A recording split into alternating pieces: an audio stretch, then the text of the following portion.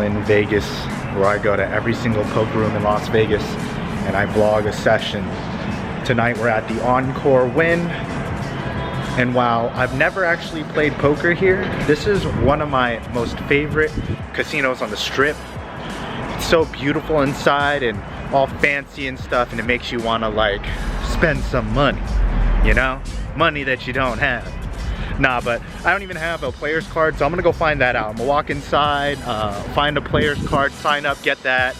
I called ahead of time, and I found out that if you park in the garage, they will validate the parking after you're done with your poker session. Just go up to the poker front desk, and they'll validate that little parking pass to make sure it's all paid. I'm about to head inside. I'm gonna play some 1-3 today. I brought $600, so 2 bullets, and hopefully we can run it up against these people here.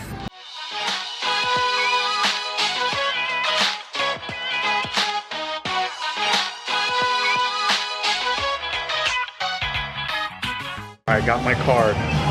Wynn is a red card casino. It's their own little players club card. Make sure you get that before you play in the poker room. I think their comps are like $1.50 an hour. But yeah, let's get down to the poker room. Let me get on a list and let's play some 1-3. Feeling pretty good today. It's Friday, can't complain. And I'm pushing out these videos a little bit faster than expected. So I'm definitely happy about that.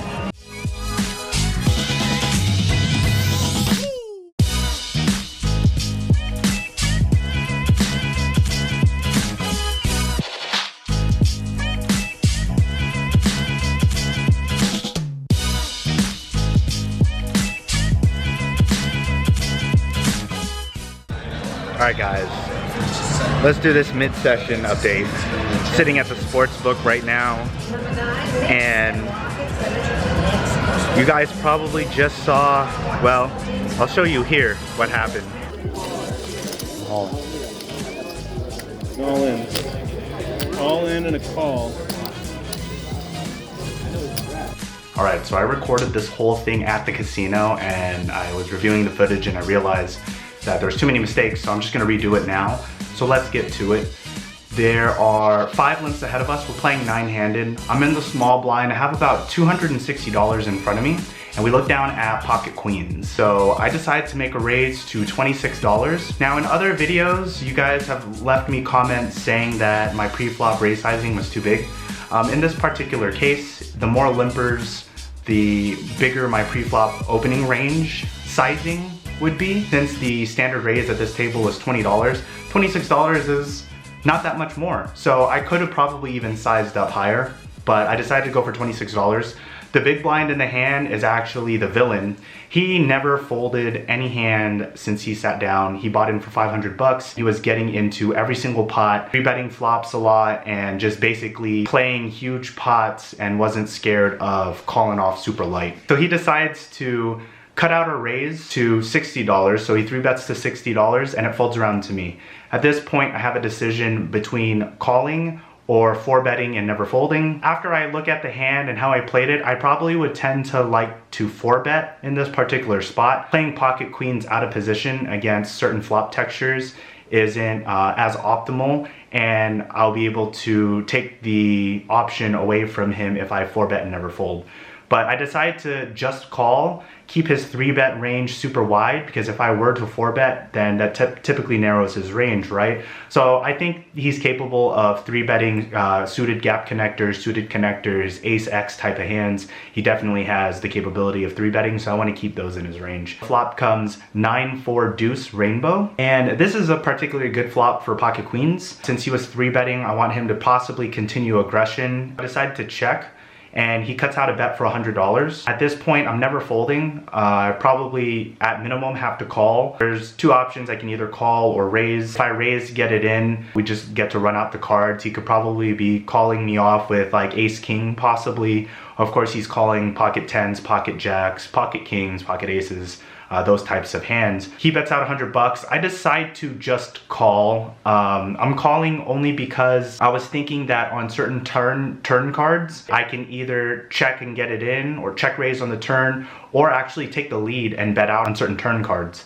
So I decide to just call $100. I have about $110, $115 left in front of me after this call, so I'm pretty much pot committed at this point. The turn brings an offsuit ace. I think I should probably shove here. If I check, he's probably going to continue his action and I can call, but if I am shoving on this particular turn card, I could possibly get pocket kings to fold. And I was primarily targeting that specific hand. Yes, I'm losing value from like pocket jacks, pocket tens, and other single pair type hands that possibly don't want to see that ace on the turn. I feel like because I'm never going to be folding no matter what happens anyway, because I've committed 2/3 of my stack, I could probably just shove all in, and in some instances maybe pocket kings can find a fold on that particular turn card. So I go ahead and shove for about like $115, $120, and he snaps it off. The river comes a blank. I think it's like an offsuit 6 or something, and this is the results.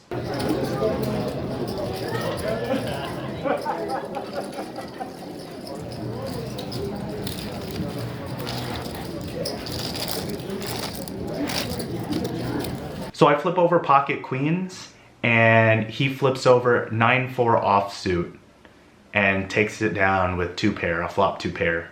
And I'm actually pretty stunned.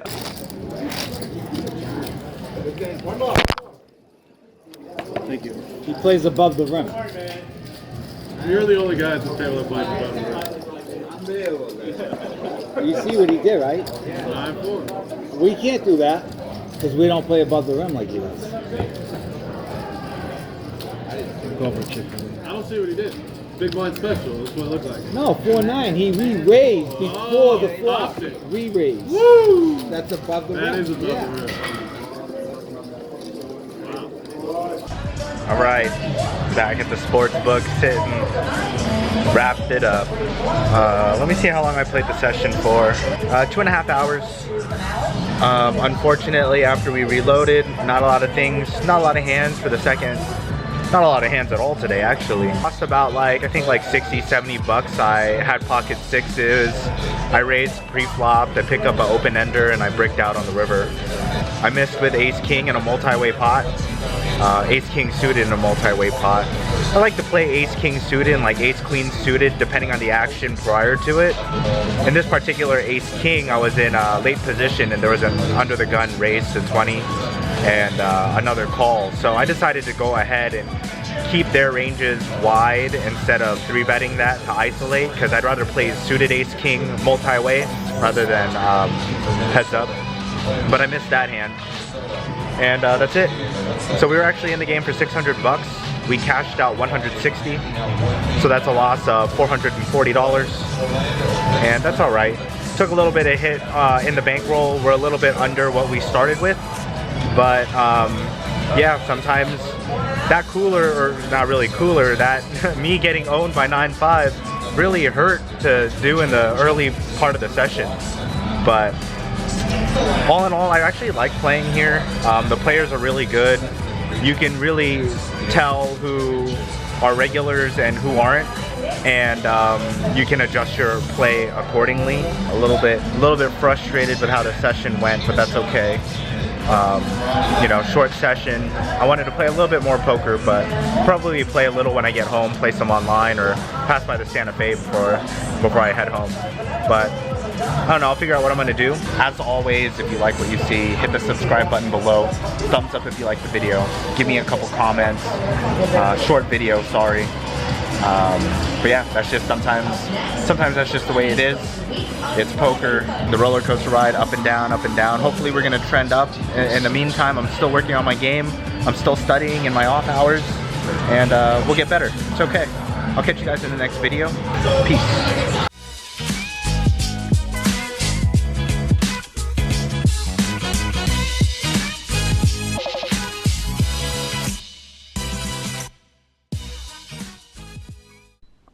Just wanted to take a second and introduce to you guys my fish. His name is Linguini. Alright, short video today, guys. And I did notice that when I am going to play poker at the strip, some of you guys are coming up to me and saying what's up, that they watch the videos.